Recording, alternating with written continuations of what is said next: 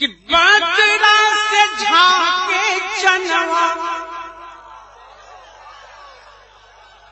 आप समझ बात आ रही है? बदरा से झांके चनवा, चाह के चिड़ैया रब के नींद अइले ना।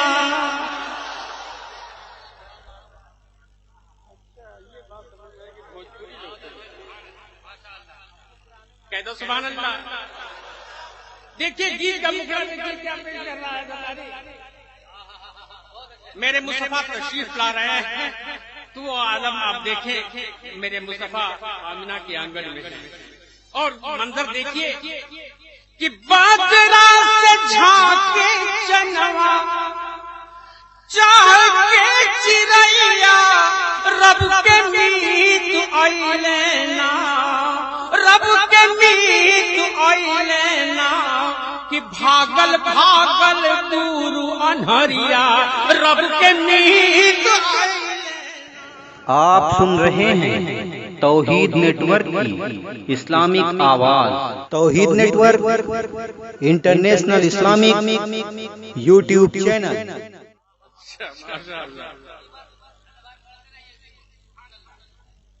भागल भागल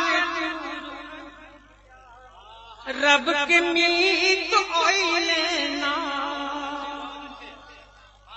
बदरा से झांके चनवा, चाह के चिड़ैया रब के मीत अइले ना। रब के मीत अइले ना कि भागल भागल दूर अनहरिया रब के मीत अइले ना।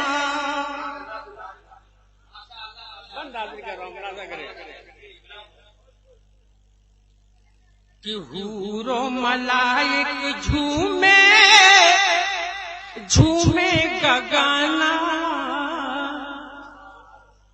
हूरो मलाइक झूमे झूमे गगना। रहमत के बरखा भई बरसल सवाना। रहमत के बरखा भई बरसल सवाना। चनवा सूरज मांगे, चनवा सूरज मांगे, चनवा सूरज मांगे, चनवा सूरज मांगे। मांगे उनका सदका रब के मीत अइले ना। रब के मीत अइले ना कि भागल भागल दूर अनहरिया रब के मीत अइले ना। कि भागल भागल दूर अनहरिया रब के मीत अइले ना। और एक बात और हाजिर कर रहा हूँ वाकई की रोशनी में मुलाजा फरमाएं। जब हज़रत हलीमा सादिया लेकर मेरे मुस्तफा को चली तो वो मंजर देखिए। मैंने एक मिसाल दिया है, मुलाजा करेंगे कि दाई हलीमा लेके चलली जब नगरिया। दाई हलीमा लेके चलल जब नगरिया। पग पग चूमे उनका धरती चरनिया। पग पग चूमे उनका धरती चरनिया। ऐसे चल उतनी जैसे, कह दो सुभान अल्लाह। ऐसे चल उतनी, ऐसे चल उतनी, ऐसे चल उतनी जैसे उड़ेला विमना रब के मीत अइले ना। रब के मीत अइले ना कि भागल भागल दूर अनहरिया रब के मीत अइले ना। एक बंदा और